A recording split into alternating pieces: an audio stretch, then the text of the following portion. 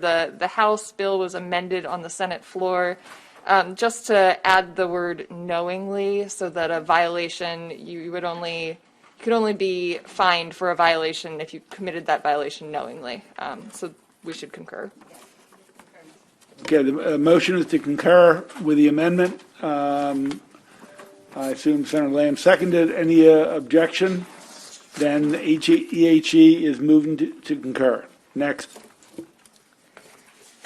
Senate Bill 324, Environment and Natural Resources, Complaints, Inspections, Enforcement, Information Maintenance and Reporting. This is the bill that establishes various tracking and reporting requirements for the Maryland Department of the Environment and the Maryland Department of Natural Resources with respect to enforcement of environmental and natural resources laws.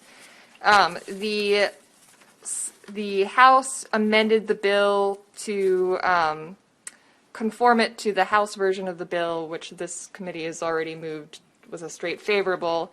Just as a reminder, it just adds sewage overflow incidents to the list of things that need to be addressed. And if you recall, the one change that we did make on the Senate floor was to take out something that the House had delayed implementation of something. They have not included that in here, so we would concur to keep the bills consistent. So motion as such to concur. Moved, seconded. Any objection to concurring with that action? Seeing none, done. Okay, and I just have one last one. Senate Bill 692, State Planning, Preservation of Agricultural Land Goal. This is the bill that codifies the state goal of preserving a total of 1.03 million acres of productive agricultural land through specified state programs by 2030. Again, the House amendments just conform it to the House cross-file, which has already passed the Senate, just by adding that intent language referencing the joint resolutions 16 and 17 of the Acts of 2002 that this bill is essentially extending the deadline for. Okay, move is to concur. I assume there's a second. Excuse me. Any objection to concurring on those very minor changes? Seeing none, done. Stacy. I have one concurrence here. Senate Bill 767, Higher Education, Hunger-Free Campus Grant Program established. If you recall, this bill establishes the Hunger-Free Campus Grant Program to address student hunger and basic food needs on campuses of institution of higher education. The House amendments conform the Senate bill to the House bill that is currently working its way through the Senate. The amendments expand the scope of the bill to include regional higher education centers and clarifies an issue related to campus dining facilities. I recommend they concur. It's been moved to concur. It's been seconded. Any objection? Seeing none, that is noted and completed. I mean, obviously, these are pretty minor changes all the way around. If there's more of a major change and you want to debate it and not concur, it's the right and will of the committee to do that. Okay, do you have any more, Stacy? I'm done with concurrence. Okay. All right, so I have quite a few by my standards. Hopefully, these can fly by. A lot of technical. Senate Bill 84, request to concur. This is in alignment with those changes that we made at the voting session on Wednesday. So this deals with pharmacist administration. What bill? Maintenance injectable medications, Senate Bill 84. Okay. So the changes that we made during our voting session on Wednesday were to kind of recede in our position, yes, in terms of STIs and in terms of the template form. So the House wanted to conform our Senate bill to those changes that we made in terms of our relaxed position. So we've already agreed on those items, and this is just a conforming concurrence. Any objection? Duly noted, Senator Lamb, 10-1. Please note that somewhere. Next. Bill 370. And I can tell you the chair said they're very appreciative of coming to some agreement and working this out, in spite of the great knowledge and recommendation of the Dr. Senator from Howard County. Yes. From the House chair. Okay. Yeah, I would appreciate if we can work on a letter. I think we've talked about that earlier, and we can maybe work on that during the off session to try to address this provision too. And I totally agree, and I'm more than happy to help do that. Okay, thank you. So this is a concur, not to concur request on Senate Bill 379, which incorporates licensure of ideology assistants. It's important to note that this is merely technical. In the Senate bill that we initially passed, if you recall, some of the amendments switched the word registration to licensure. So instead of registering ideology assistants, the scheme was a licensing scheme. So we had to incorporate those changes throughout. We missed a couple. So this is to make those technical amendments, not changing any substance. Any objection?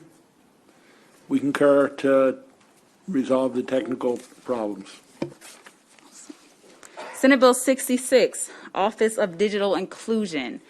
Now, upon review in the House side, several changes were made to the Senate bill. So our last encounter with Senate Bill 66, the title of the new office was Office of Digital Inclusion.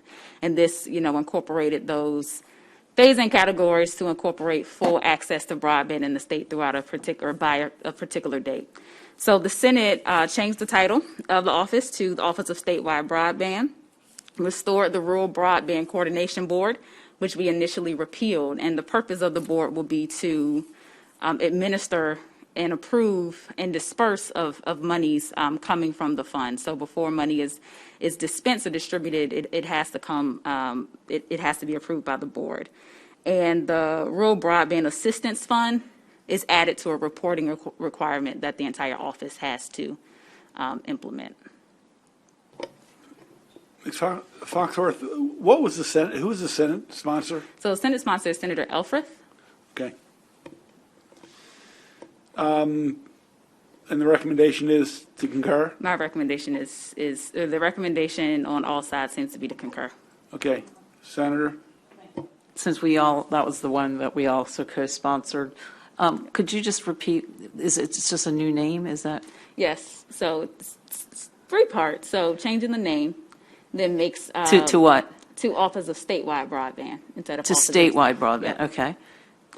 Restores the Rural Broadband Coordination Board, and gives them the role of essentially being responsible for all of the monies that will be dispensed from the Rural Broadband Assistance Fund, which will coordinate infrastructure and broadband to those rural areas in particular. So when we went back to that council, because I remember in this bill, we went back and forth a little bit to make sure we had rural representation. Sure. Does this replacement of the board negate what we did on having rural representation? So no, it seems so with this amendment, it seems to be the response of a coordinated effort from several rural legislators advocating for this bill on the Senate side.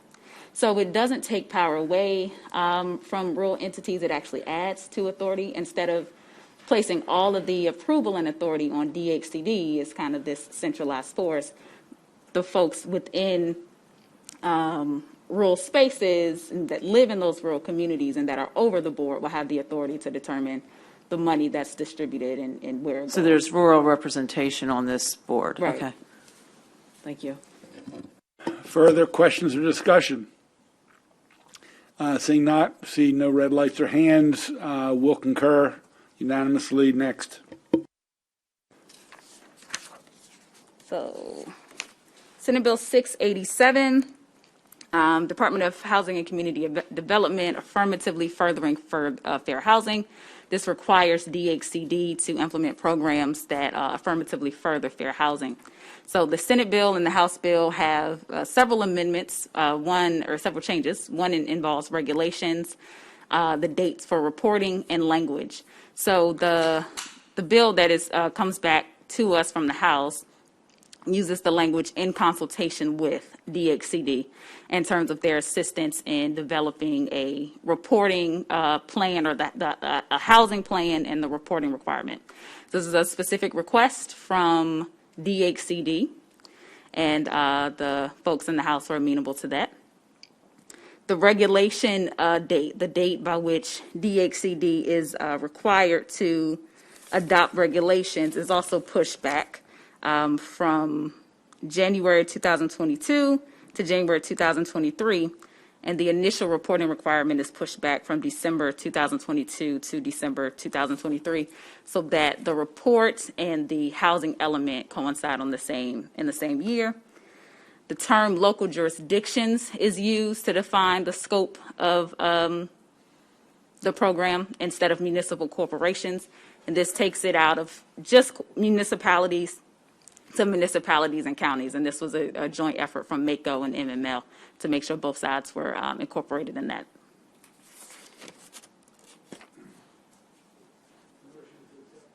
Motion is to concur. Yes.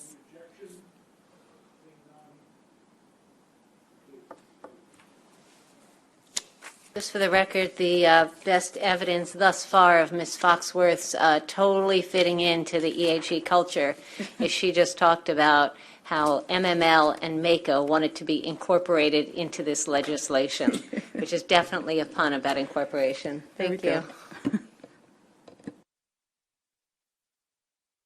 That's a very pleasing sound to the Vice Chair as well.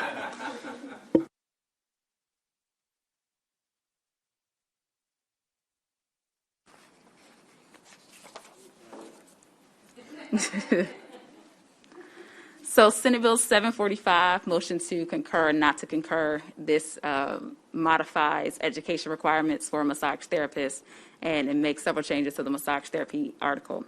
So changes from the House exclude the treatment of illnesses from the massage therapy definition. And secondly, restores a disclaimer that certain health insurance plans are not required to reimburse massage therapists. We didn't give this much talk on the Senate side, but when it came to the House, a lot of the insurance carriers were requiring or requesting this amendment language to kind of ease the burden off of them. So this is the final product that we have, restoring that disclaimer. What is the bill number again? Senate Bill 745.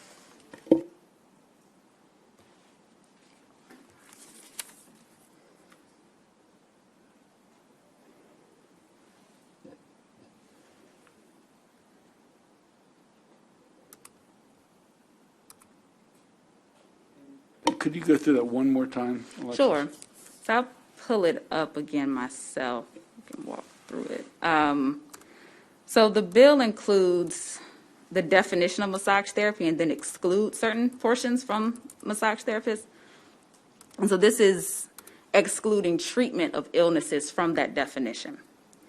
And secondly, if we scroll to the bottom of page 9 of the bill, lines 11 through 16 have language that essentially says that certain,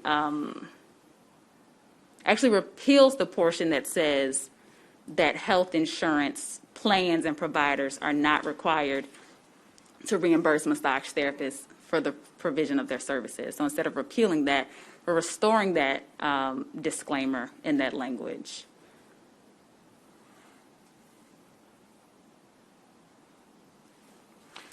Let me ask you a question, and I probably didn't pay enough attention the first time it came through. On page 3, they took out the language, and no chuckles here, an individual who's fully clothed except for footwear. That language was taken out. So not from the Senate side, this was, or not from the House side. This was what we agreed to before it got to the House. So the initial modifications to the bill did include removing laying on of hands, removing the portions that says a person has to be fully clothed except for footwear. So those were already removed prior to it going to the House side. Yeah, and I guess, look, there's been a big argument over years of the fake massage therapy that were fronting as sex shops and massage therapists. And that's, I'm sure, why it was there originally. I just am not clear why it was taken out. Yeah. My wife just got a massage therapist certification, so I can give a little insight. want to ask risque questions. I want to be careful here. No. When they massage, they don't have all their clothes on because you can't get to the skin and do the certain things. I think they're trying to strike a balance between an inappropriate massage place versus a normal massage. Almost all massages, legitimate massages, don't do fully clothed. I think that was the intent. I thought it was about the masseuse. Actually, I didn't read it correctly. No, seriously, there was language that we had to put in when there were fights between massage therapists wanting to be more respected and there being phony massage therapy places. And throughout this section, you'll see things that seem a little odd, but it was to differentiate between that. So, okay.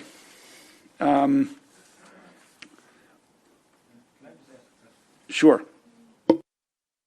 The rationale on the insurance, again, they're restoring that, which was originally struck from the language? Portion with that disclaimer was initially stricken. And my knowledge is general on why they want it from their perspective, but they wanted the language restored. Don't have copies of I'm not sure if they requested or submitted formal rationale, but that was the impetus for the House committee moving the way they did. What page is that on? So it's the on amendments page. about the insurance? It's on page 9. It's on lines 11 through 16. Yeah.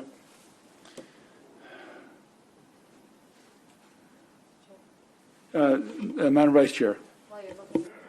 Ms. Foxworth, I seem to remember I was floor leader on this one. There was something about the energy. Yes. Is that still, is that appropriately identical? Yes. So, yes. That was something we amended. Those portions have not been changed. And according to the House side, the RICI individuals and their kind of stakeholder group are content with it as it stands. Very good. I've heard from some folks about that. I appreciate that. Thank you. Thank you, Mr. Chair. And I'm looking at the language. This is the first time I've seen this part of the language. But it basically says the language that the bill originally struck was saying that the insurance do not have to reimburse for a service that is in the scope of the practice of the massage practitioner. I'm just wondering why would we wouldn't say that? If that's the scope of their practice, why would we say they didn't have to reimburse them? I mean, I think that's why they struck it. I'm just trying to figure out why they wanted to put that back in. So the reason they struck it, I'm not sure. I would have to get additional rationale on the implications for massage therapists, or actually the implications for insurance carriers. As I understand it, this serves as a disclaimer, but it's kind of day-to-day implications on insurance policies.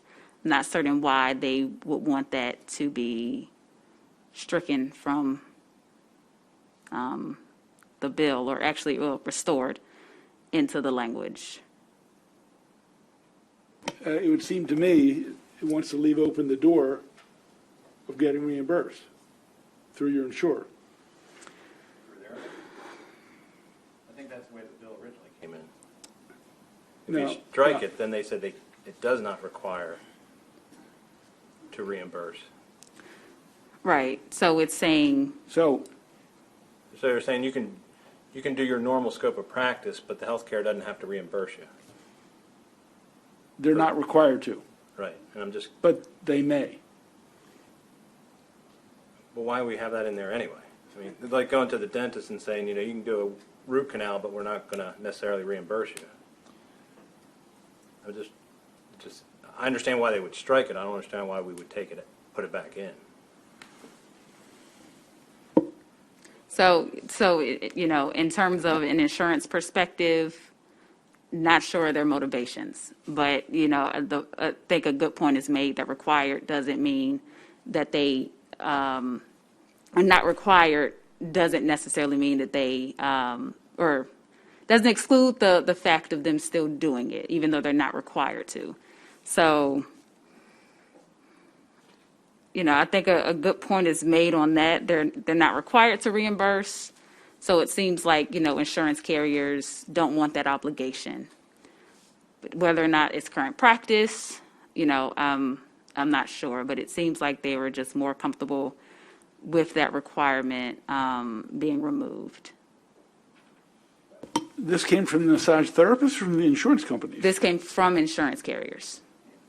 So they're going to stay silent on the issue. So I mean, no, so they requested these amendments to restore this disclaimer that they aren't required to reimburse. So staying silent, maybe not, because they seem to aggressively go for this change. this language, it's being suggested, comes back in? Yes, it was originally repealed, Okay, and now it's coming back. right, okay.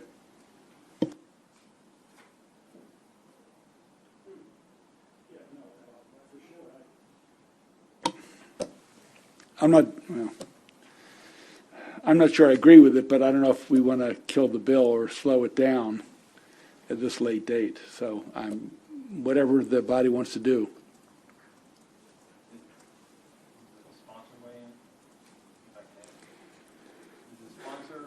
Give you any guidance? No guidance from the Senate sponsor on this. No. Didn't hear any objections to it, coming this way, or any objections to the changes that were made to the House based on those stakeholders. So I haven't heard any opposition on the bill from the Senate sponsor.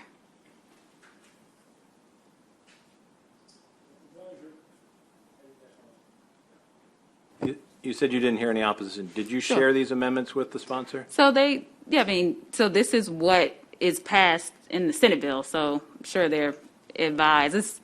No. I think first of all, they don't have time to check with every sponsor, but he was asking whether Senator Elfreth saw these amendments and she's fine with them or wasn't fine.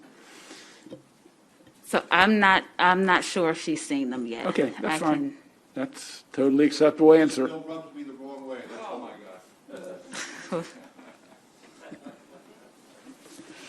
We might have to change seats here. I don't know.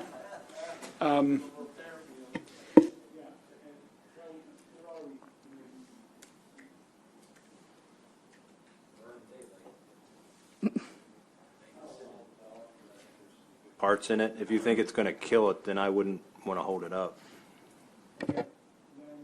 We will turn that into a motion to concur. Yes? Okay. Sounds good. Any objection to that motion? Seeing none, I will concur. All right. Senate Bill 509. We dealt with the House cross file, which is House Bill 1253. This deals with the NED Fund, National Capital Region, National Economic Development. So this is a motion to concur. So essentially, the changes that were made to the House bill conform identically. Sorry, the changes that were made to the Senate bill conform identically to the changes that we rejected to the House bill yesterday. So starting from the Senate bill now with these adjusted amendments expand the scope of the fund while retaining the definition of national capital region to include sustainable communities within Prince George's County and Montgomery County. Yeah, I move not to concur on this one. Okay. Go to conference.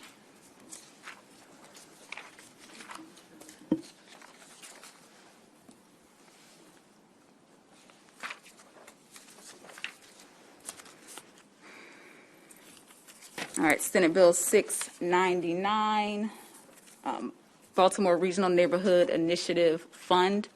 So we considered the cross file of Senate Bill 699, which was House Bill 867 yesterday. The key differences with Senate Bill 699 as it returns to us was that the House side removed the sunset on the mandatory appropriation. Talked to folks in B&T, and it seems like B&T has heavily considered whether or not to retain this sunset or to remove the sunset on the mandatory appropriation. And 10 or 15 minutes ago, B&T voted House Bill 867, the cross file of Senate Bill 699, to remove that sunset on the mandatory appropriation. So they're okay with it Right. extending. So basically, the chair of appropriation convinced the chair of B&T to remove the sunset. They want the program to go in perpetuity, I guess. Any objection to that? So we put the sunset back in yesterday because we thought that's where B&T was, because they affirmed the first time we sent it up there. The second time around, they were fine concurring with appropriations. So my guess is we should concur as well. I mean, Bernie will stay on, although in Congress, maybe not forever, but at least in Baltimore, it'll continue for a fair long time. Senator. Yes, I think that's a good lesson for us. We should just vote what we think. So this is good. Or call your delegate. Yeah, there is that. Yes.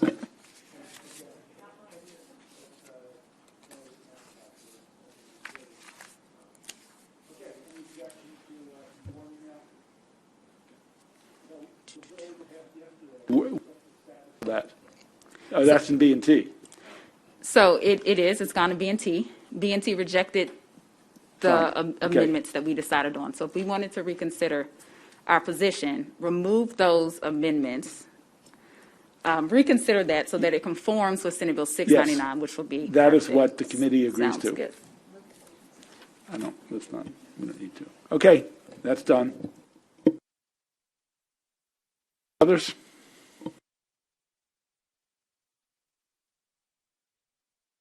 Okay, let's get to our lists.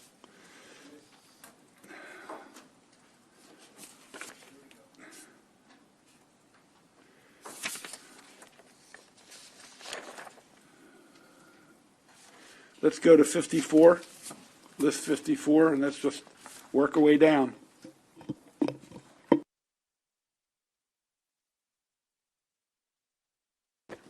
Senate Bill 55, Legislative Department, eligibility to serve as senators and delegates, place of abode. This proposed constitutional amendment alters. Are we skipping 73? Did I get the wrong list? Maybe it's a different version. Hold on.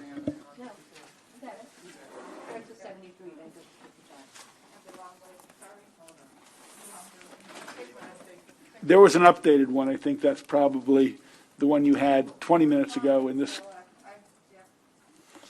Okay. Keep going. And then we'll come back to 73.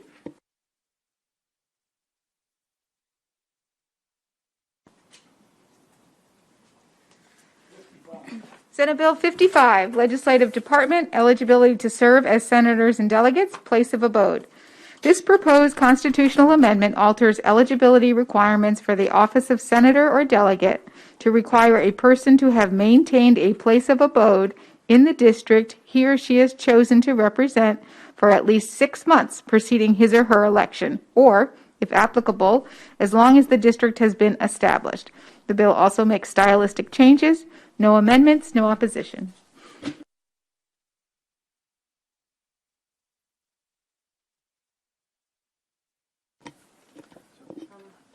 I think I see. Senator Washington, you want to speak to it, or? Oh, just I think a person should live where they represent and they run for office. Senator Carrozza, followed by the Vice Chair.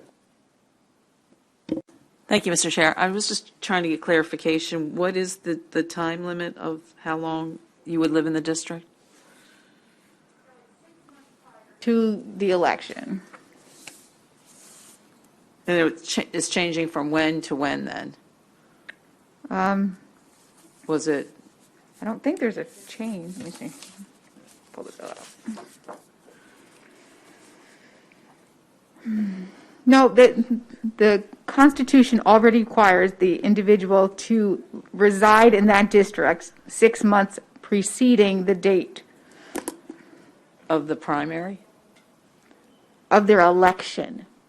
An election happens in November. So I guess I don't understand. It's not 6 months before filing or 6 months before the No, it is an individual who chooses to run, say you live in District YZ, and the election is in November, and you live in District AB. If you live in AB and decide to run, as long as you are a resident within 6 months prior to the November election, you qualify under this standard. The focus is not on the amount of time, it's maintain the place of abode, where you can't just have a mailing address, you have to show proof that you actually inhabited it. That's really the substance of this bill, it doesn't change the time, I don't believe, but just renting a place in the district isn't enough, you have to show proof. So it's not a change in time, it's just basically proof that you actually live there? That's my understanding. It's the Ms. Goodman? intent to maintain the place as your permanent, essentially your primary permanent residence. I think the issue has come up with a previous lawsuit where individuals had multiple residences. The individual lived in one district, but essentially maintained most of their residence and time in another house in a different district.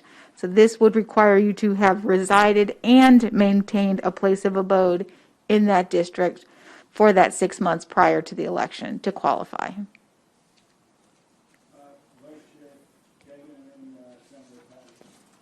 Thank you, Mr. Chair. Two things.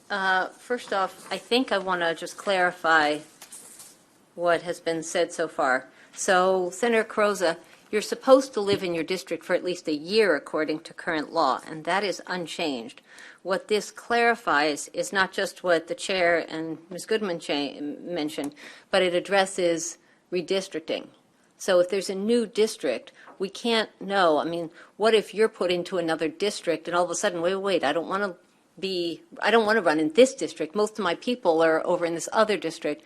You'd have 6 months prior to November to move, establish a home, and then to be considered a resident and a qualified candidate.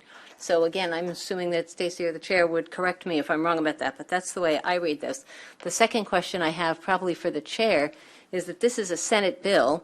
It's super relevant right now because we're going to be redistricting for next year. And I'm wondering if there's conversation around if it's the will of the body to report this out, can we do 2 readings in one day? Is the Rules Committee expecting it? I don't see that there was a cross-file. I just wonder what your knowledge or thoughts or intent is on that. My understanding, and this is when I first saw the bill and talked to the senator, I liked it. Apparently, the other chamber was not very excited about it. And early in session, when there were good conversations going on, which there are fewer of them now, the Senate suggesting waiting a while because the House didn't want it over there. I believe those conversations have changed, and they are willing to address it. Now, I don't know if that means it'll get out of rules or not, but I'm more than happy to suspend the rules to have it moved in 2 readings in one day. So that's what I know. Okay. So if I could, while I still have the mic, do we have the bill on the floor yet or not yet? Because I'd like to move favorable on the bill. Okay. I don't know that we have yet. If we can have it before us? Yes. Okay. I strongly support this bill. It was an issue, as the chairman referenced. It was an issue a bunch of years ago. Some of you may remember, it may not. But I do think that it's important that we live in our district and our neighbors and understand what's going on in our district. And when we're not in that area, I think our constituents are not as well served. 6 months seems reasonable for us to establish an address where we are seeking election. So I strongly support this, and I hope we can report it out and get it moving. Thank you. Thank you, Mr. Chairman. I, too, am in support of the bill. Constitutional amendment, I presume it'll be on the ballot in 2022 after our redistricting. Thank you, Mr. Chair. Senator Simon Ayers. Just a question to Hal, because I actually saw this in my district before I got in office, where in my district, they, through redistricting, brought another senator over and made him one precinct with all my district to try to knock him out. But my question is, if we register for the election coming up in, I don't know, it's February or something like that, so we register for our district, then redistricting happens, what, are we going to have time to have 6 months in that new, and then can we then re-register if we move into our majority area, which was considered our district in the past? How's the timing on that go? That when redistricting happens, those districts don't become effective until a certain period afterwards, and it may not affect the immediate election immediately after redistricting occurs. I have to check that, but I'm pretty much sure of that. Well, I know in the 2010, I got my new district. So I'm just wondering, since we have a constitutional amendment before us, we don't like to put a lot of constitutional amendments. I'm just wondering, with the timing, does that play with the 6 months that is in here? No, well, my understanding is if this is on the ballot in 22, it'll come into play. Right. You've got 4 years to make plans, essentially, for your next election. Right? Because in other words, when we run, it's the same time, so it can't have an effect till after. So this that. won't have an effect on that? I'm sorry? This bill will not have effect on this election? Correct. Right. Correct. But just a generic question, when we're coming up to this redistricting, say that, I think they have 45 days once we come into session next time. They announce the new districts. If we've already registered for District 1. Right, you won't be penalized. You won't be penalized in that election. I mean, you can't register for a district that hasn't come into effect yet. So my understanding is that the new districts become effective after like 18 months or something. I have to look at the constitutional language. Okay. But If you can get back to me, but so what you're saying is the redistricting maps will not affect the 2022 elections? Yes, because the data from the census is technically due on April 1st, 2022 or 2021, but that is going to be late this year because of the delay in the pandemic and all those other issues. So, I mean, there's a lot of literature out there about the effect that the delayed data from the Census Bureau is going to have on redistricting. So it's a complicated issue this year, but for certain it won't affect. If you could just confirm that for me, because I've heard different. Yeah, I think that it is going to affect the 22 election. I'm about 90%. I'll take a look at the constitutional provision. I'll get back to you. Yeah, I think, look, unless there's a special, the data's not back yet. That's number one. It won't be back until after, they say sometime in April, right? No, this fall. Okay. We come in January, and we have 45 days. There can be a special session. Governor submits a plan, the legislature has 45 days to either agree and come up with another one or not, and the governor's plan goes into effect. So it'll be done by probably March 15th. And you don't have to file. February 24th, I think. That's the deadline? Yeah, Mr. Chairman, if I may. Sure. I have received word that, in fact, it does, in fact, affect the 2022 election. Yes. I have had extensive discussion with Jared.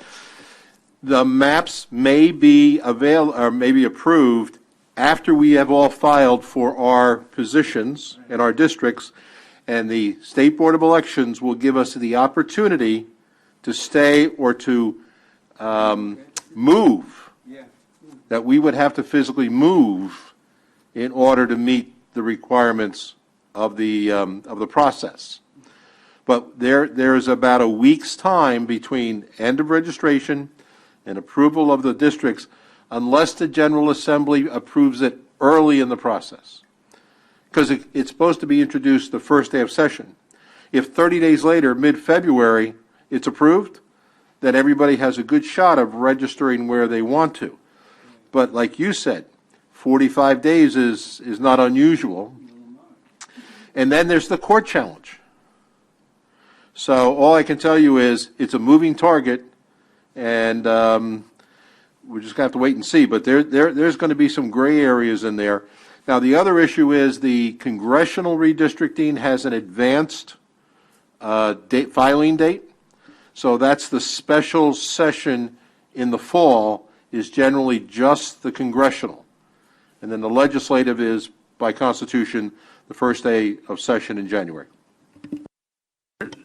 That week you spoke about where people have the option, when you say to move, Move their body, move their home. but not refile in another district? Yes. In other words, I file in this district, the map comes out, and while I'm in the district, I've got 15% of my old district, and I would move to be where the next 80%, well, you'd be in the same district. That if you want to run in the district where most of your constituents are and you're not anymore, you may have to physically move. And if you don't want to move, you'll have the option of, instead of being in District 33, I might be in District 34. You might be changed in district. As a matter of fact, that's what he said. They would automatically change you to the district you're physically in, and then if you moved, it would not be a penalty. I know Senator Washington has done a lot of work on redistricting. This will come through our committee. Now, there will be some preliminary work ahead of time. The governor will have a commission. I assume the legislature will have either officially or unofficially people working on this. And let me finish. So ultimately, it does come to us. But you need to understand, and again, for new people, the governor will submit a plan the first day of session that he has worked out with his commission. For special session? No, for the redistricting plan. Legislative plan. And then if the two chambers have to agree on a plan within 45 days and present it to the legislature and have that passed, to put that alternative before you. So, look, are there partisan issues here? Of course there are. So that's going to be a part here. A lot of it will get worked out before it gets to us, but ultimately our committee will be the one reporting it to the floor. I don't want to get into the details. And again, some of it's going to be worked out ahead of time because the Speaker and Senate President, and they're going to be having people look at maps and protecting districts and blah, blah, blah. So I just want people to be aware. And sometime, it used to be you had to go to DLS, and you had a special session. They put the map up, and it would show, I want to move these two precincts to get to 128,000. What does it do to this district? And you could play with that in real time. Probably now, you could probably do it on your computer if you get the draft plan. So for those folks who are new, and we have a number of people who are pretty new, but it has major, major implications for your next election. So I don't want to get in a long thing here, Senator. Get a long thing either. I just got off the phone with Vicki Gruber, the keeper of all knowledge, currently training 5 people on her staff to assist legislators to go into the DLS offices and do the mind game, so that on the first day of session, there'll be the commission's, and legislatively, the commission's recommendation, there'll be one from the majority party, and any other legislator or caucus can submit an additional map for consideration by the body. So let us presume there's a Republican, a Democrat, and the governor's plan, and 3 other legislators. We know what the plan will be accepted. It'll be the majority party's plan. And it cannot be vetoed, but it can be appealed to the court. And that's part of that, how far in it down the road do we go before it's official. 20 years ago, my district was not approved by the Court of Special Appeals until July, prior to the September primary. And it could be that short of a period of time. So stay tuned, and when I find out, and Mrs. Gruber said she would provide to me, and I'll provide to the committee, names and numbers of people who you can go and work with on that what-if program. Thank you, Mr. Chairman. And to that point, for 6 weeks, out of session, I represented College Park until the court ruled, and I ended up representing Greenbelt. Not that the areas matter, but one map was thrown out, essentially. Senator Stone from Baltimore County, I think, led the court suit. So, and we will get a number, 129,000, 132,000, whatever it is, and it's got to be plus or minus whatever, 2, 3, 5%. It could change, I guess. I don't know, maybe not. Okay, 5%. And and there are, whereas in Congress there is not criteria for legislative, there are criteria. They're minimal, compactness, keeping municipalities together, and 1 or 2 others. Natural boundaries, and you will find they generally have to work from the Western Mountains and the ocean and work their way in, and then figure out by population how many districts each county gets. So your county might get 6.5 or 6 2/3. So again, I think this is important knowledge, and people should start asking questions, not wait too long. I don't want to spend too much more of the session, but Senator Washington. It's interesting you mentioned that 20 years ago. 20 years ago, I was staff in the Secretary of State's office, and I was the demographer. And I absolutely remember that we had the plan, and then we also went to court for the plan. So I ran all the numbers, did all the drawings, did all of that work 20 years ago. And then just as another small fact, my dissertation is on census. And so this is every 10 years. This is both the census and redistricting are sort of 2 of my favorite things. So that I look forward. So I just put that out to the world. Happy to do any briefings or, explaining things to you, or any support I can to colleagues to help you understand it. It's really a fascinating and interesting procedure, and it's so key to our government, the redrawing of lines to better represent our populations. There's a tendency to just politicize it or just call it gerrymandering. That's not what it is. It's redistricting. It's really making sure that everyone is represented and that they have the opportunity to elect the person of their choice. That's the mission, and I'm really excited that our committee gets to provide that service for the state of Maryland.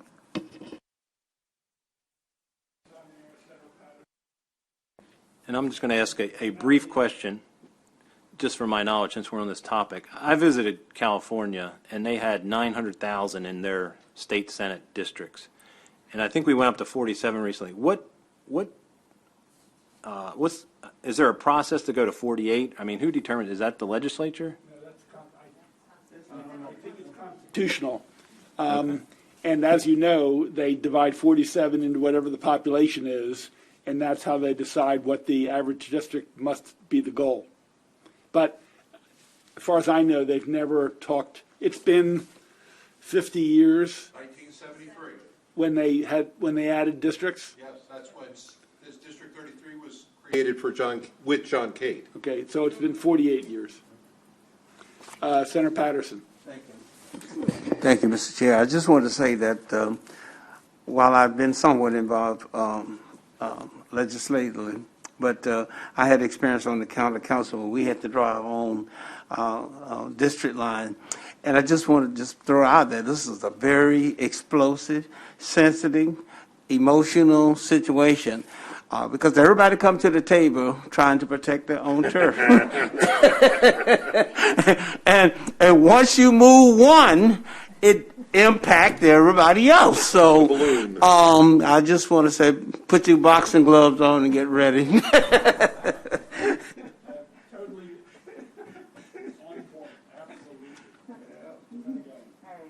Thank you, Mr. Chair. I appreciate this discussion. So just one question. I had the opportunity after the 2010 census to serve on the Redistricting Commission for Hartford County for the county council district. So it was an interesting experience. My question is, why is for our districts? I believe you said plus or minus 5%. Golly, that seems like a lot of wiggle room with the technology the way it is now. Why is that such a big buffer there? Why is it not? Aren't the congressional districts even tighter than that percentage-wise? Great. All right. Case law in the Constitution requires districts to be equal. It does not say somewhat equal, it says equal, and the Supreme Court interprets that very strictly. Whereas state redistricting is slightly different, and the court cases do allow for some deviation.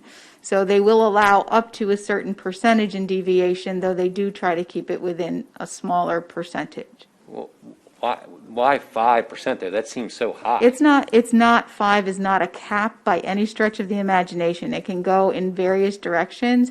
And I think I read this one, so don't quote me completely, but it can go up to higher if there is a good reason for it. But at this point, they try to keep it as equal as possible, but there are conditions by which there can be a deviation from the equal districts. Okay, thanks. Mini lesson on the redistricting. How did we get on this topic? This bill, 55. Oh, right. Okay. Amendment that won't affect the 2022 election. Right. Okay. The bill's before us. That's a long debate on Senate Bill 55. Tell Senator Sidnor that it spurred a lot of conversation. Does anybody wish to be recorded in the negative on that bill 55? Okay. Done. Let's go back to 73.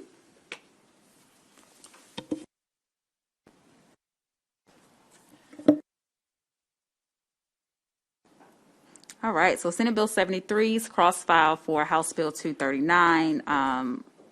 This bill requires the registration of property managers with the Real Estate Commission before the provision of property management services. The term property management services is defined as the leasing, managing, renting, or handling of trust money of a property. The bill excludes various activities from the definition of property management services, establishes a civil penalty of up to $1,000 for those who practice property management services without registering, requires property managers to be covered with liability insurance. The House cross-file alters the definition of property management services by removing advertising as a function of the position. It removes services provided by a business improvement district from the definition of property management services as well. And it clarifies that renting, managing, and leasing exclusions within the definition of property management applies only to residential dwelling units, and clarifies that other provisions apply to real property. Services that an owner of a residential dwelling unit personally provides to the property is applied to the property management services definition. So if the service is personally provided by the owner, that'll be considered a property management service. And the amendments or the changes will also allow certain employees to register under a single registration before the commission.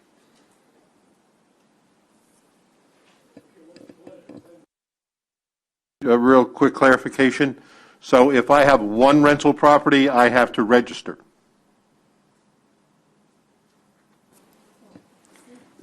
Yes, that seems like the language within the Yeah, bill. that's my understanding of how you presented it. Yeah. And I have a real problem with that, Mr. Chair. I'll be voting against this bill. I'll vote against it.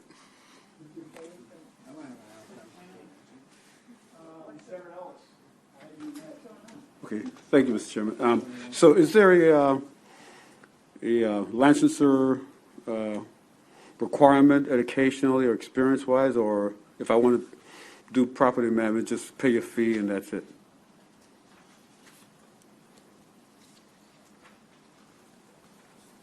Good question. There are certain provisions for real estate brokers and those who practice real estate, but for property management, there aren't any specific education requirements. You would just have to register through this, pay the fee, and go through that without any type of additional educational certifications. Or experience?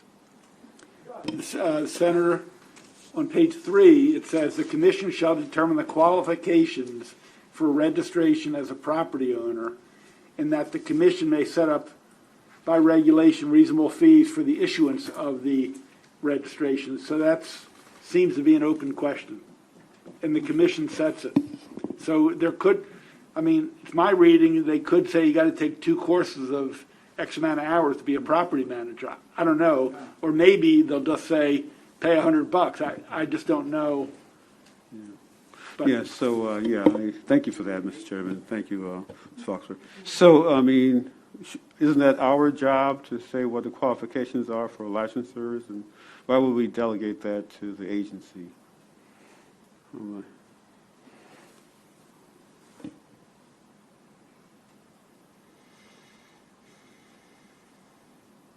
So I'm going to jump in here again, Senator. I mean, to be like a real estate broker, we don't set the courses. We let the real estate commission and the real estate broker set what the required courses are to get your license in Maryland. So I'm not sure if for all the commissions and boards, for us to set the specific coursework or tests they have to take, we'd be inundated, I think. So I'm not saying that's right, and I'm not sure what I think about the bill, but I think that gets into dangerous waters, that's all. Okay, because, I mean, thank you for that, Mr. Chairman. I know we've gone back and forth with various, professions and, the optometrists and ophthalmologists. I mean, we kind of are very much involved with that. Here, this bill just turn it over to the commission. It seems kind of interesting to go that route. Oh, it says 3 properties or fewer. A single, on page 3. At the top of, if I'm reading this right, it says property management services does not include, then it has number, Roman numeral 6 says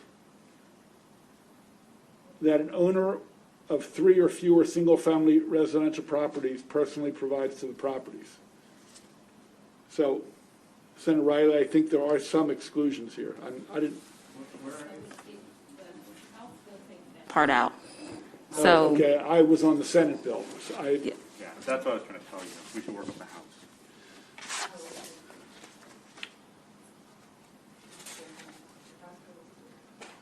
I don't like that. Yeah, that's terrible. Well, look, folks, Yeah. we have two choices. No, we can either kill the bills, or we can amend the House bill to look like the Senate bill. But I don't care. I have no pony in this race here, so I don't care. Let me go. I don't know if you have your light on and want to speak again, Senator Riley. Oh, no. Okay, let's go to Senator Washington. Senator Washington. Okay, I was going to second the unfavorable.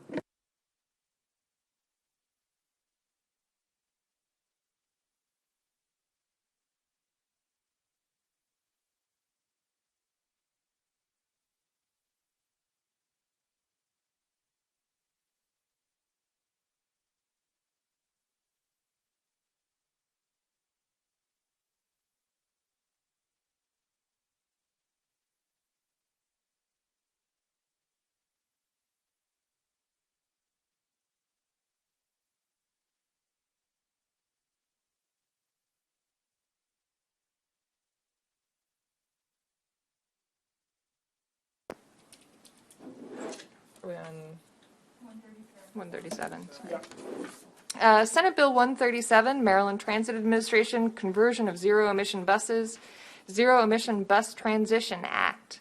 This bill prohibits the Maryland Transit Administration, beginning in fiscal 2023, from entering into a contract to purchase buses for its bus fleet that are not zero-emission buses as defined by the bill. The bill does not apply to any bus that is part of a locally operated transit system.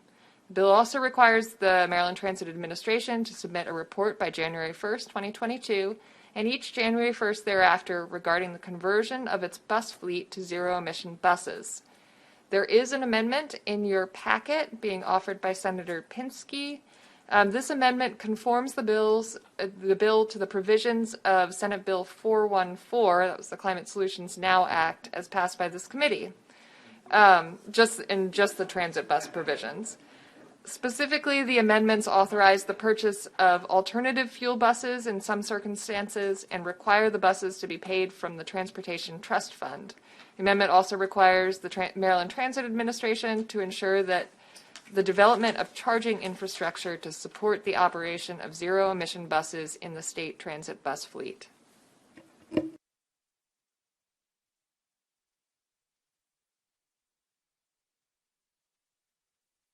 Senator Zucker has been working on buses in the House, Delegate Corman. And I said to them, either we'll move it in the Climate Solutions Now Act, or if that doesn't move, we'll move their bills. I know Senator Ellis was briefed somewhat in the Black Caucus today. I think some of the information they were provided was not accurate, but that's for another day. They have stripped large portions of the bill out, as many know. It hasn't gotten to the House floor yet. I, of course, am very disappointed in the work we put in and moving ahead on addressing climate change. That's why we amended the other section. This has been sitting here for a month and a half. It'll probably get stuck in rules, but Senator Zucker and Delegate Corman were moving in the same direction, so I wanted to give them the fairness of putting their bill on the floor, because it sort of replicates what was in the climate bill. So, and adopting the amendment that Senator Riley worked on and some others when the climate bill first came through. So that's all this does. I don't know if, they say they're voting today, and then I'll get to the floor on Friday, and then maybe Saturday. I am afraid, ladies and gentlemen, and I don't want to get into a long monologue here, they're going to come back and say, take it or leave it. I don't believe there is any genuine conversation about a conference committee or informal negotiations. And this is not a final statement, but I think it's a shell of its former self. And I am not very optimistic about wanting to pass something that's a shell of its former self. That being said, there are 3 days left. We may get someone reaching out to say, can we fix this? Can we compromise? Can we negotiate? I hope that happens, and I think I would bring back any compromise to you. I just don't know if that's going to happen. And like I said this morning, it's been sitting over there for a month. So I don't want to keep doing this to every bill, but I knew there was a bill on buses, and I just wanted to give him the luxury and the respect that he's worked on this from this side. So that's why I'm putting the bill out there. I'm not going to keep doing this. Senator Riley. Thank you very much, Mr. Chairman. Financing through the general fund, just like the other bill was? No, this one's transportation. Yeah, I'm sorry. But that was in the original bill that we passed? Yes. Okay. Move favorable. Okay. Discussion. I see it already has a title, so I guess you don't want to change this to the Bus Solutions Now Act.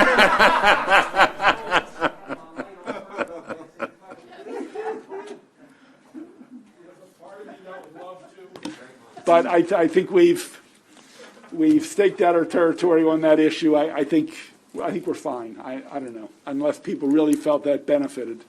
Senator Simon-Air, what I'm hearing is that the chairman doesn't want to go down that route. Oh. Although if there were a floor amendment, it might add some interesting and fascinating conversation.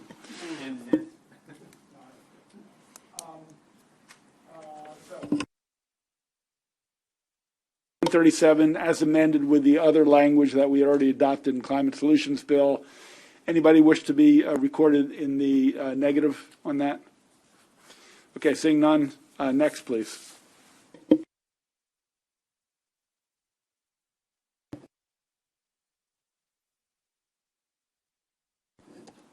House Bill 90, State and Local Housing Programs Affirmatively Furthering Fair Housing. This is a cross-file to Senate Bill 687, which we just confirmed, or just concurred an hour ago. So distinctions here, I explained them in terms of the concurrence, changes the language to in consultation with DHCD. It expands the scope of DHCD's focus in their programs to local jurisdictions instead of municipal corporations, and pushes back the deadline of regulations and reporting requirements by 1 year.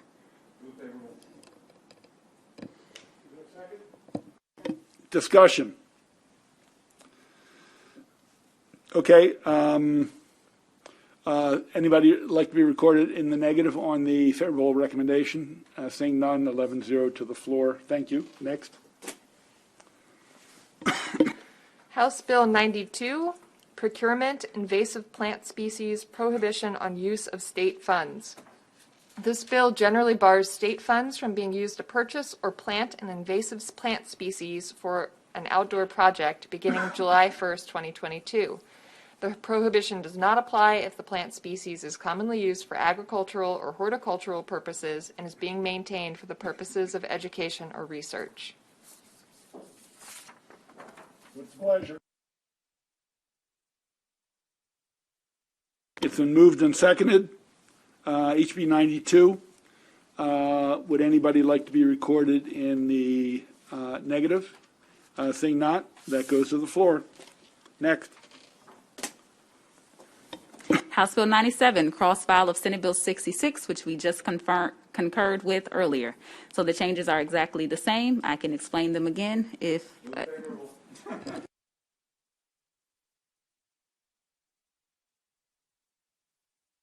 This match with what, Bill?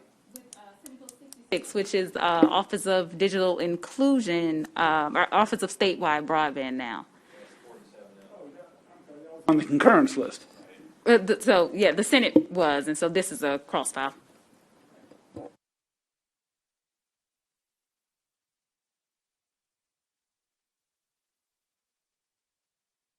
And that is the vote. Next. Bill 130, their Commission on LGBTQ Affairs established. We placed this on hold to provide additional information.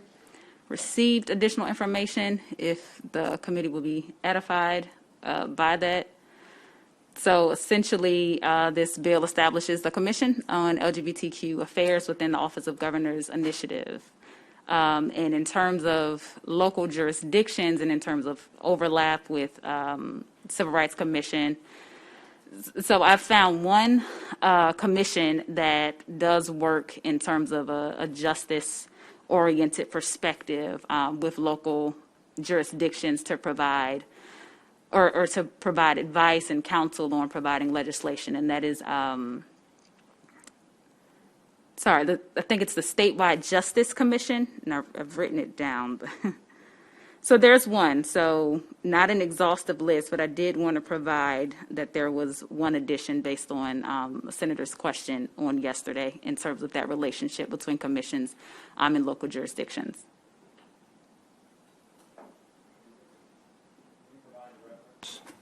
So sure, I can send a link to everyone. The law is fine. Oh, so it's just found in the mission statement of it. I don't think it's codified.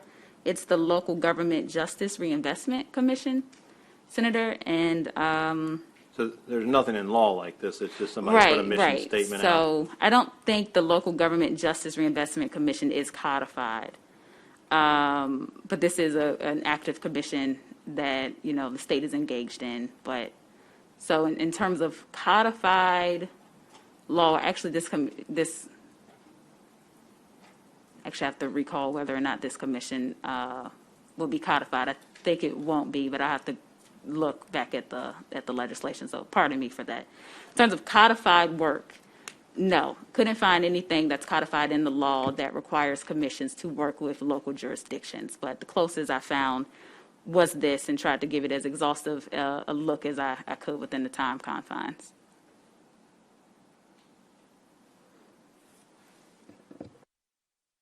Senator Washington. Thank you, Chairman. So I actually did a lot of work on this, and I actually have some amendments which I'll talk with. But I think the closest that I've been able to find in Maryland Code is under the it's the Human Services, the Human Services article for the Women's Commission, and so that would be Section 2-401 to 2-408. Also, it's not exactly like the Women's Commission because it does have it, and it sort of is fitting. What's interesting about this this commission is that it is sitting somewhere in between. It's written. It's interesting where it's written. So I think if I had drafted it, I think I would have written it differently. But since it is where it is, I actually have some amendments that I think will make it look more like the Women's Commission, and actually address what I also think is slightly problematic language. So first of all, I would just say on the, but before that, could I ask a question about on line 23 of page 5, it talks about the state finance and procurement article. What is that section? Section 7-302. It's saying money received. And that's unusual. I haven't seen that in other commissions. So money received under this section are not subject to 7-302. Could the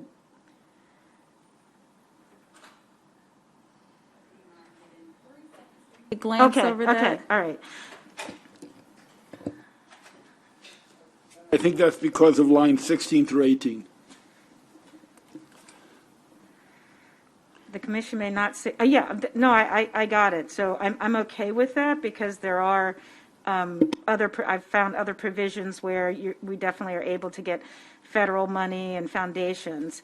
What I think it is and what I would want us to consider striking, I think it's being exempt from minority participation and minority procurement goals. And so if that's the case, then I would like to strike that. In here. This is fairly standard language whenever we have a special fund. Okay. That 7-302 is the law that generally requires any unspent balance in a special fund or something to revert to the general fund. Very so saying good. it doesn't apply just means they get to hold on to their money and roll it over to the next year. Perfect. I saw procurement and wanted to make sure that wasn't it. The line that I'd like to amend, it would be lines, oh, sorry. Oh, I'm sorry.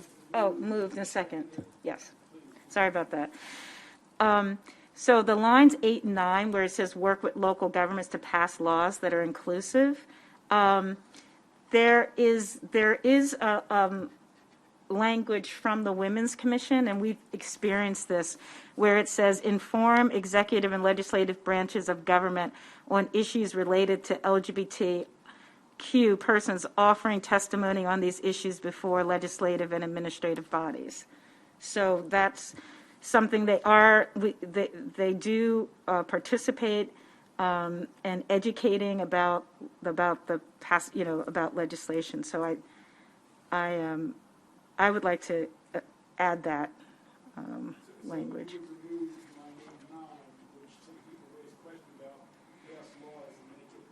Or neutral. Yeah, but make less it advocacy. right. Something. Right. More educational, less advocacy. Yes, so that it's about educating. Yes, and offering, and I can provide the language to council so that you don't have to, because it's just taken right from existing law.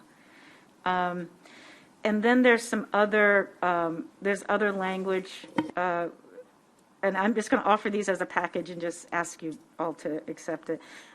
It's to act as a clearinghouse for activities to avoid duplication in efforts, make surveys and appoint advisory committees in the field, including education, social service, labor laws. It's just a list of things that, again, make it very consistent with our existing commissions. And then I think that is, oh, and then there's one other about how a person could leave office. Would be on page 3.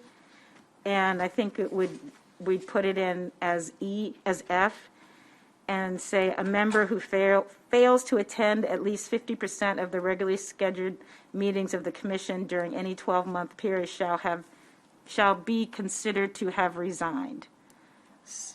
So colleagues, I would move those. I think it makes this important issue. And we saw 2 other bills that I sponsored to look at LGBT issues. I think this is a good start to sort of focus on the affairs.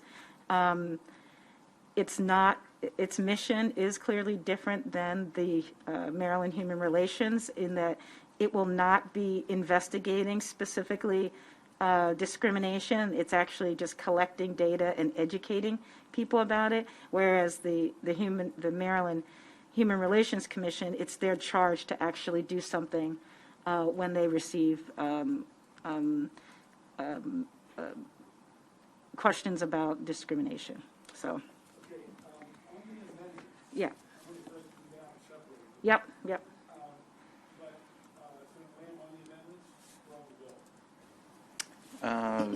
Proceed with the amendment.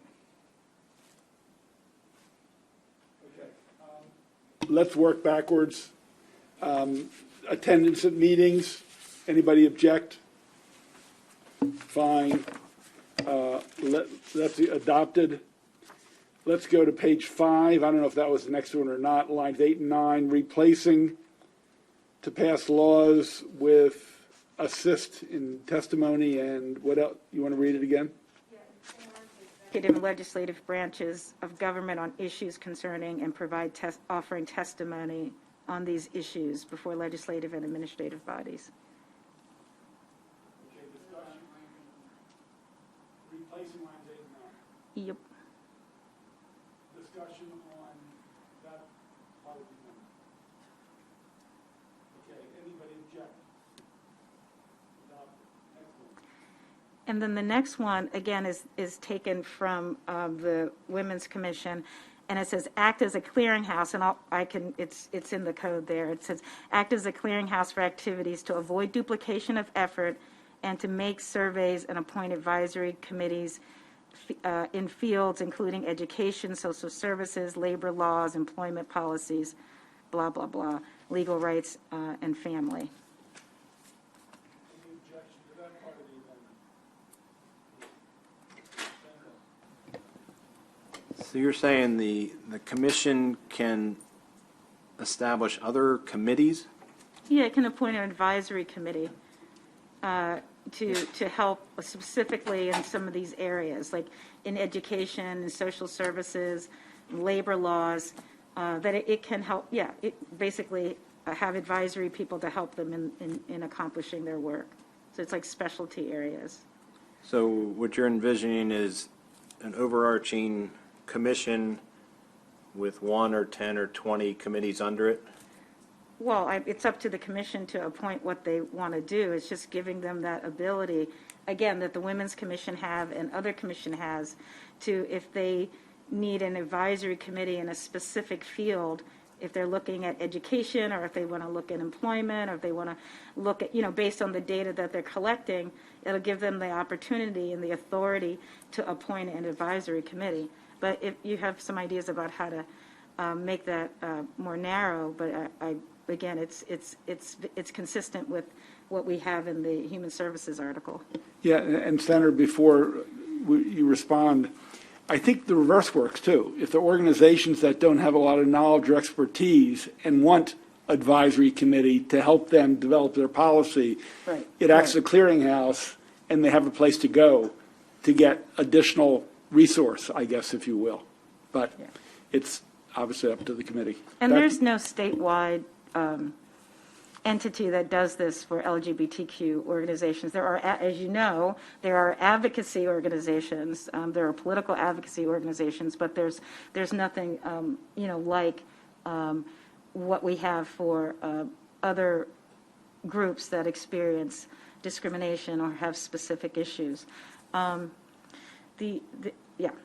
So, I'm just trying to find the scope of what we're authorizing and what this will do. So, Sure.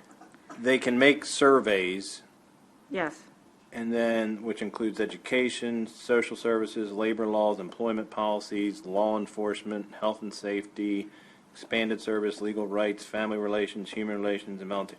Yeah. So this commission comes up with a survey, and once the survey are schools, are the schools required to participate in these surveys? What's the legal of this? Well, it's my understanding that any survey that it's administered through to our schools would have to come through MSDE. That would be my understanding, and that and we know we just passed a bill to expand we know that there's only a certain number of questions that are administered, and that there is an ability to do that. I would imagine that again, because part of the mission, and that's why I wanted this in here, to avoid duplication, that the commission would say, hey, maybe we want to ask a question about LGBTQ families instead of us doing our own survey. Maybe we see if there's already a question in the state file, or maybe there's some research done by another entity that has already ascertained that. Goodman in a minute. There's only one survey that's codified, and it's the one we talked about a month ago. Each school board, if it's a local survey, the school board decides if they want it or not, and at the state level, the same is true. So I don't believe just having a group, a commission that can prepare surveys has any weight of law. But Senator, Ms. Goodman? I think the chair is correct. It is MSD has broad powers to make the decision about what is in front of schools, and local boards specifically also have that power. And I think the particular survey he's speaking about also is they don't recruit people to give them questions. The questions are in the survey, and then MSDE can go through it and take out certain questions or choose not to ask certain questions. But I don't think it's one of those things where people solicit. But they could probably go to the department and say, we've seen this survey, it has questions on this. We would recommend that you ask those questions. Understand the school system, but we're setting up a statewide commission under the authority of law and saying they can have surveys. So if they give a survey to a law enforcement office and say, we're a statewide commission, we're authorized to have surveys, we'd like you to do this, all those others listed in here have the right to decline to participate in their survey? That's my understanding. My understanding. I mean, look, I haven't talked to the sponsor, but if we want to clarify, may provide an offer to make that clear. I don't think the intent is to drive some survey down someone's throat. And I think if we had to clarify that, I'm not sure if she'd object, but it's up to her. Senator? It's a broad survey. Could also mean sort of looking about and seeing. So there's the survey of the field, survey of services. It's not necessarily a questionnaire. So survey can be, as you typically think of it, asking questions on, and but then it's also just analyzing, what's out there.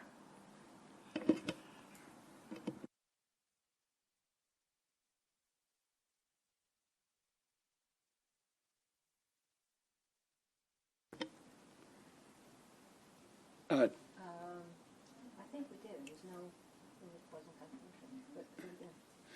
Okay. So we have the bill as amended in front of us. Discussion.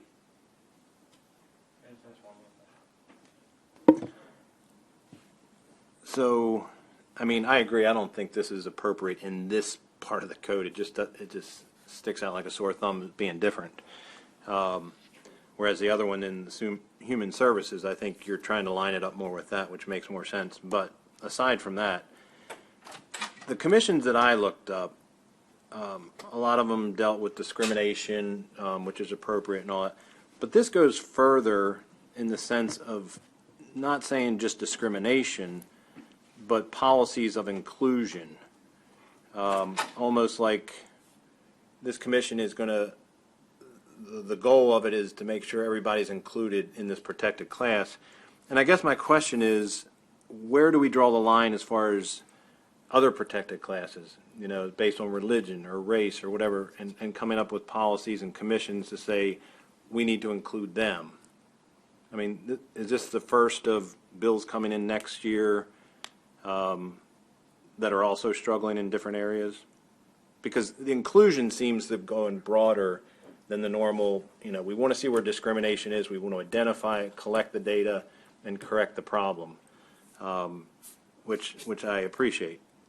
But now this is going further into not only saying you can't discriminate, but you have to proactively include certain protected classes. And is that what we want to do with the other protected classes through amendments?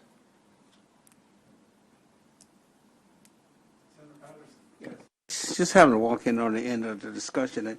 But, you know, there are 7 or 8 classes already protected under federal law.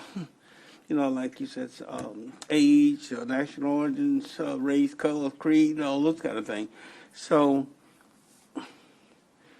why are you saying that there's going to be a rash of more coming in?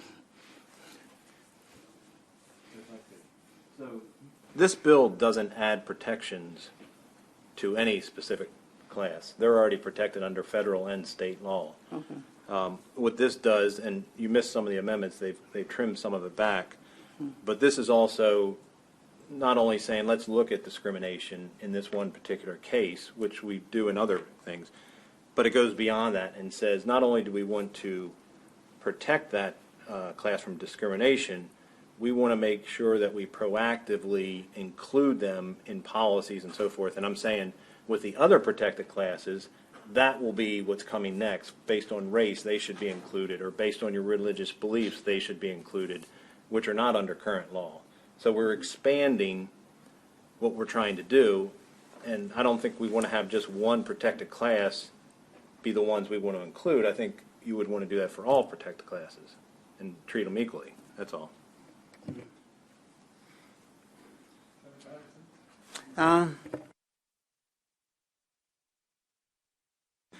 So I just what the bill says. So on page 5, it says collect data across state agencies on the implementation of LGBTQ inclusive policies. So this body, and I know about this when it comes to some of the areas on foster, there's just some areas of the law where the legislature and the governor has signed laws about not discriminating or the inclusion, making sure that there is training.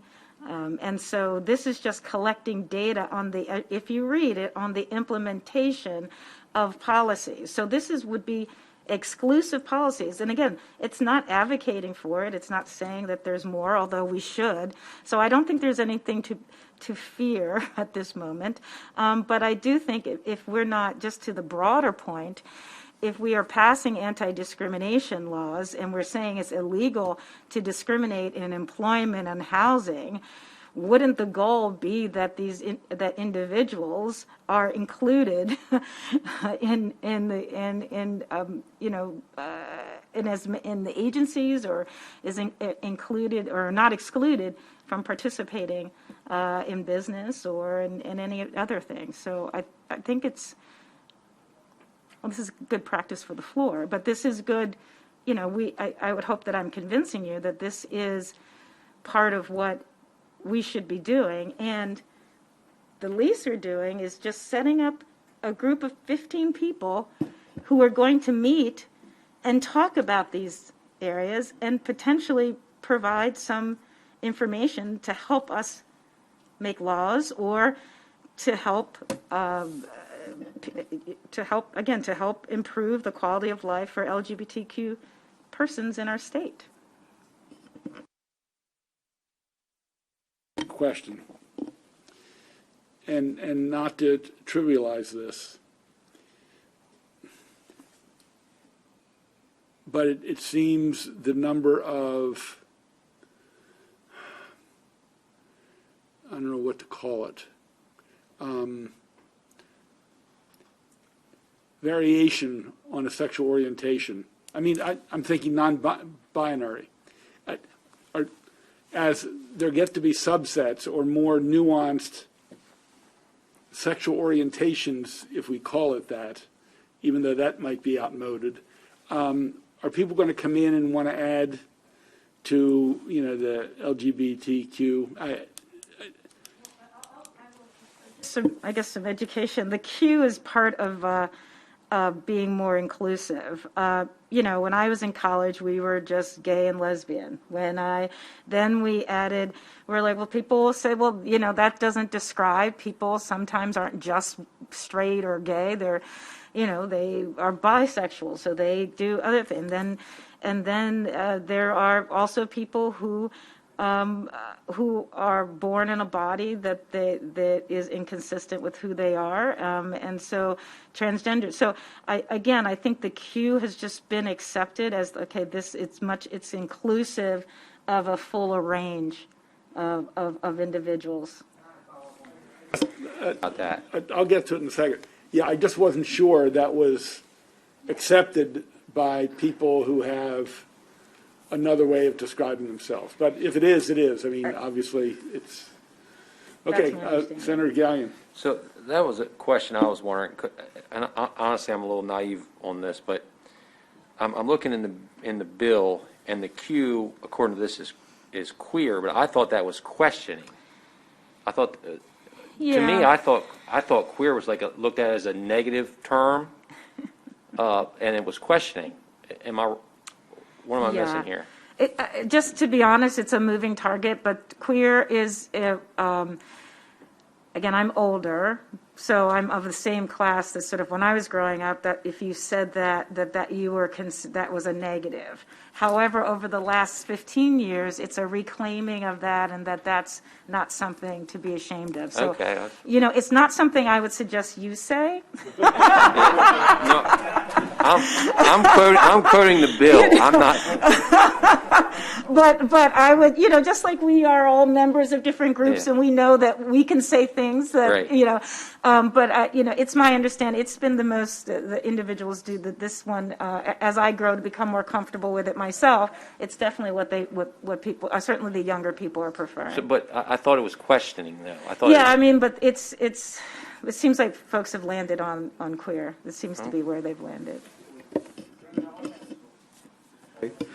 Okay, let me dive in at my own demise. So, in following up on Mr. Chairman's question, so I'm just looking at, there's the LGBTQIP2SAA, and that stands for lesbian, gay, bisexual, transgender, questioning, queer, intersex, pansexual, two-spirited, androgynous, and asexual. And so, I think that's what the Chairman was saying. How do we deal with that? Dealing with it is Q, and that's where advocates have landed, on that. So you can just stop at the Q, LGBTQ, and it covers all these other. Yeah, that for now, yes. Okay, thank you. Discussion on HB 130 as amended. Senator. I thank you for this dialogue. Senator Washington, I consider you a good friend. But I have a question. So you were stating it just simply collects data on the implementation, and you were referencing 2I. But if you go down to 3, it goes beyond that, and it says study and establish best practices for inclusion of so. So again, it's not just collecting data for inclusion, it's actually proactively studying it and establishing policies to be incorporated. And my point was that is an extension of what we currently do on commissions that I know of. I don't know of any other that are doing it this way. And this is one protected class in law. And I guess it begs the question, is there something special with this one protected class that other protected classes should not come later and request the same type of inclusion, best practices, and studies? Because both this and the looking at the commission, I believe that, well, one, this is the bill that's before us.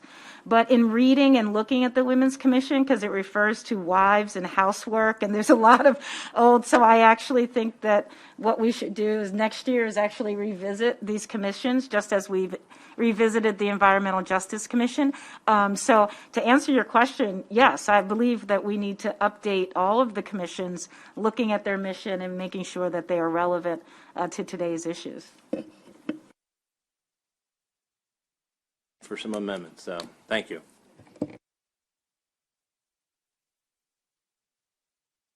As amended is before us. Let's do a roll call.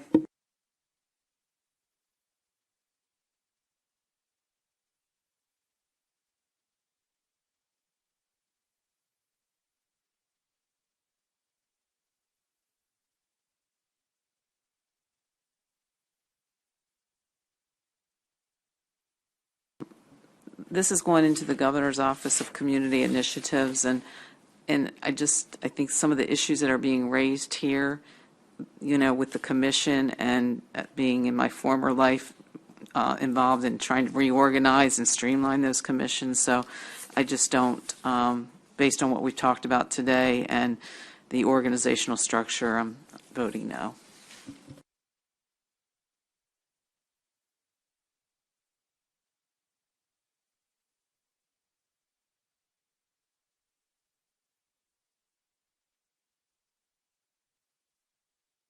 In my vote, I think we should do this for all protected classes instead of just one if we're going to expand it. Each class has its own unique interest and needs, but I don't think we should just take one class and expand it. So for that reason, I'll vote no.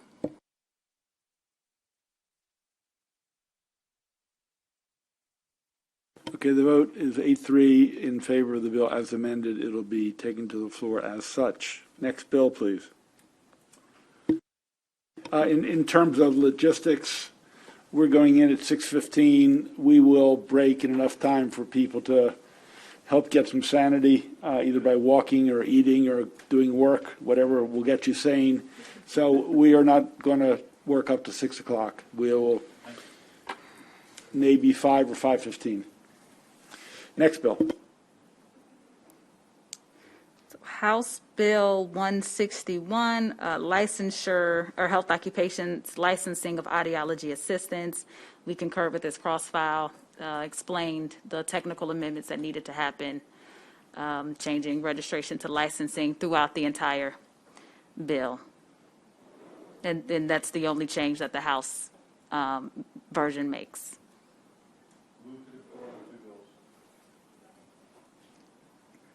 Any discussion on the motion to conform? Seeing none, we'll do that.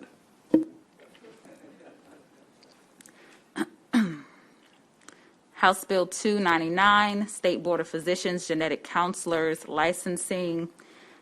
This version of the bill, again, makes a technical change. It changes an and to an or, which sounds like it's changing substance, but it is not.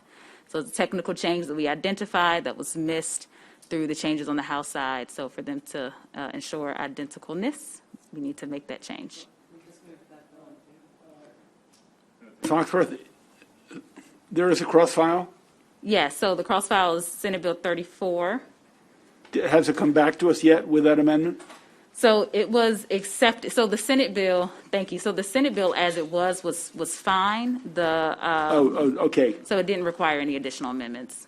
So they amended the House bill before it left the chamber? So we need to amend the House bill because when it got to us, they failed to make the change. Okay. So the motion is to amend the House bill to look at the Senate bill, which even they have accepted. Senator Carozza. I guess I'm a little lost. The crossfire was Senate Bill 73 that we just. Oh, I'm sorry. We're on 299. Sorry. Senate bill is not in our possession. That's okay. We will move the bill as amended to conform it to the Senate version, which we got right the first time. Any objection to that on 299? Okay. That is passed with no objection. Next. Okay, House Bill 545, Natural Resources, Licenses, and Stamps Revisions.